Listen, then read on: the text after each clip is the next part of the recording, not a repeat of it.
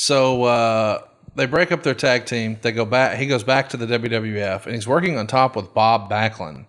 And in one of the most contested title matches of Backlund's whole run, he's at the Spectrum. Valentine loses, but the dazed referee hands Valentine the title instead of Backlund, so the title's held up. Did you ever hear about this story of Backlund and Greg Valentine and the Spectrum? Can't say I have. Backlund regains the title that was upheld, and then eventually Valentine would head back down to Mid-Atlantic Championship Wrestling. He starts his feud with Wahoo back up, and then after winning the U.S. title, begins a now legendary feud with Roddy Piper that we know results in a now infamous dog collar match at Starrcade 83.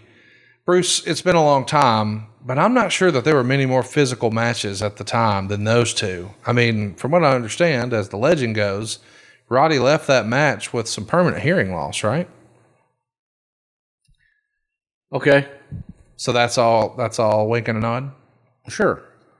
They beat the shit out of each other. Yeah, Roddy and Greg love to beat the shit out of each other. And, their whole thing was same thing. They wanted you to believe. So you believed. To this day, it's still probably the gold standard for a dog collar match, isn't it? It's nearly 40 years ago, but when you think of dog collar matches, I think that one's right up there. You didn't see JYD and Butch Reed. So that one's on your list too? Oh, yeah. Okay, so Valentine's and Piper sucked, right? No. I'm just wanting to know if it held up, and then we can move on. It was all right. It was good.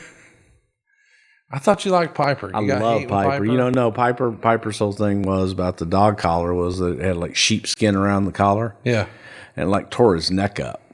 Because sheepskin, when it would get wet, would just like the leather and everything just tore their necks all up. And Greg used to like to tug the collar and everything to fuck with Roddy. Got it.